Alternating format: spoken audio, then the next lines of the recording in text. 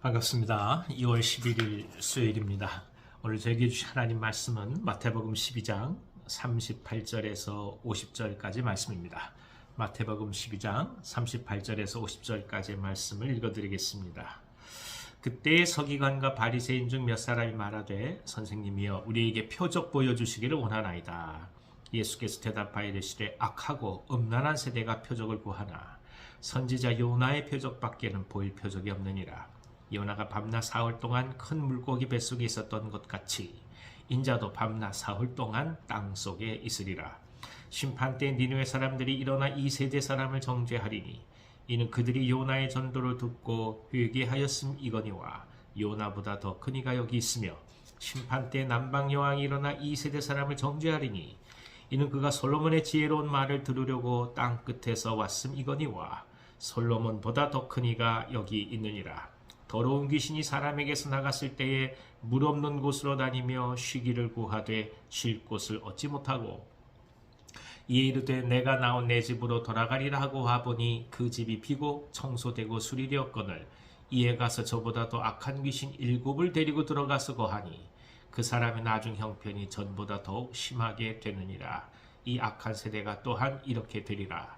예수께서 무리에게 말씀하실 때 그의 어머니와 동생들이 예수께 말하려고 밖에 섰더니 한 사람이 예수께 여짜오되 보소서 당신의 어머니와 동생들이 당신께 말하려고 밖에 서 있나이다 하니 말하던 사람에게 대답하여 이르시되 누가 내 어머니이며 내 동생들이냐 하시고 손을 내밀어 제자들을 가리켜 이르시되 나의 어머니와 나의 동생들을 보라. 누구든지 하늘에 계신 내 아버지의 뜻대로 하는 자가 내 형제요 자매요 어머니이니라 하시더라. 아멘. 아멘. 권능이 있어도 또 기적이 베풀어져도 사람들이 인정할 수밖에 없는 이사가 있다 할지라도 바리새인과 서기관들은 예수님을 믿지 못합니다. 그래서 또 다른 표적을 구하죠. 그러니까 그들이 표적을 구하는 것은 예수님이 메시아라는 것을 자기들이 납득할 만하게 만들어 달라라고 얘기하는 것이죠. 그러니까 그들이 생각했던 메시아, 그 메시아의 부합한 모습을 예수님에게서 자꾸만 찾으려고 하는 것입니다. 하지만 예수님은 이 모습을 가리켜서 악하다라고 말씀하시고 요나의 표적밖에는 더 이상의 표적이 없다라고 말씀하시죠. 요나의 표적이 무엇이겠습니까? 결국 예수께서 십자가에서 죽으시고 사흘 만에 부활하시는 것을 이렇게 비유로 표현해 주신 것입니다. 우리는 여기서 예수 그리스도께서 메시아를 증거하는 방식과 그리고 이스라엘 사람들이 메시아에 대하여 요구하는 것이 참으로 많은 차이가 있다라는 것을 깨닫게 됩니다. 이스라엘 사람들은 현실적인 영광을 바라고 있는 것이죠. 그러나 예수님은 단지 메시아의 놀라운 사역이 이스라엘에 한정되는 것이 아니라 온 인류를 향한 완벽한 구원임을 미리 염두에 두시고 말씀하신다는 것입니다. 이스라엘의 관심은 현재 이스라엘이란 나라가 어떻게 독립을 찾고 그리고 이 땅을 영위해 갈 것이냐가 전부인 반면에 예수님은 그게 아니라 인류가 갖고 있는 근본적인 사망, 죽음의 문제를 어떻게 해결할 것인지 그 진정한 구원이 무엇인지 그러니까 이스라엘을 넘어서서 모든 인류를 향한 진정한 문제 해결을 이미 생각하시고 그 길을 걸어가신다는 것입니다. 그런 차원에서 이 메시아에 대한 관념은 근본적으로 다를 수밖에 없었던 것입니다. 결국 사람들이 생각하는 메시아 그것을 끊임없이 자신 마음속에서 이루기 위하여 예수님의 그 모습을 요구했다라고 밖에 볼 수 없는 것이죠. 시간이 지나가면서 신앙을 갖고 주님을 따라가면서도 계속해서 흔들리고 또 믿어지지 않는다라고 생각하는 분들도 많이 계십니다. 그럴 때마다 한번 물어봐야 돼요. 있는 그대로의 예수님을 알고자 하는 것인지 아니면 당신이 원하는 예수님을 그 예수님 속에서 자꾸만 찾으려고 하는 것은 아닌지 또 한번 생각해 봅니다. 중요한 것은 요나의 기적이라는 것입니다. 주님께서 죽으시고 부활하셨다는 그 사실 그 속에서 참된 메시아의 의미를 찾아가는 것 그것이 오늘 저희 가운데 주어지는 믿음이라고 볼 수가 있는 것이죠.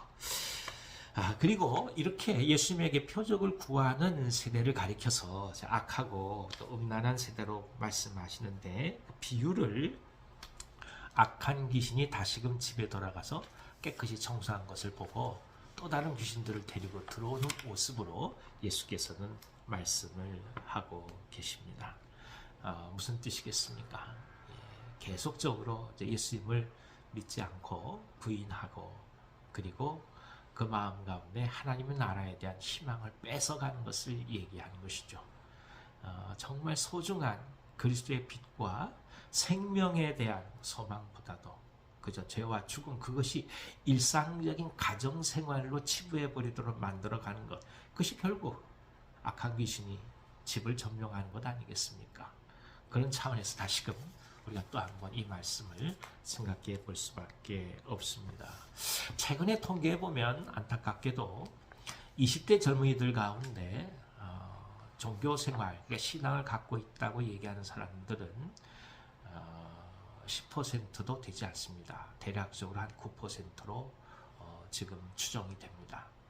그러니까 기껏해야 10명 중에 1명 정도만 신앙을 갖는 거죠. 30대라고 해봤자 10%요. 많이 잡아봤자 11%입니다. 이것이 오늘의 현실입니다. 그러니까 무신론의 가정들은 계속해서 무신론의 자녀들을 양산해 가는 것이죠.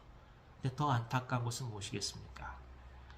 그리스도인 부모를 둔 자녀들 중에서도 절반 정도가 교회를 떠나가는 것이 오늘의 현실이라는 것입니다. 그만큼 이 불신앙에 대한 도전이 깊게 우리 가운데 다가온 상황입니다.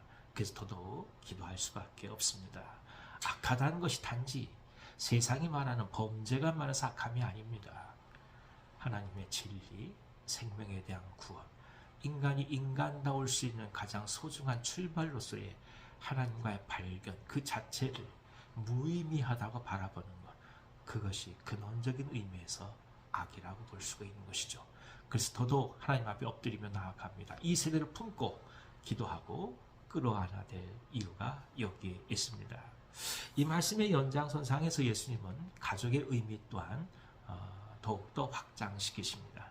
단지 혈통과 핏줄에 국한되는 것이 아니라 하나님의 뜻을 행하는 자들이 진정한 의미의 형제자매요 어머니가 아니겠느냐. 이 말씀은 오늘 공동체의 의미가 무엇인지를 또 한번 깊이 알게 하는 것이죠.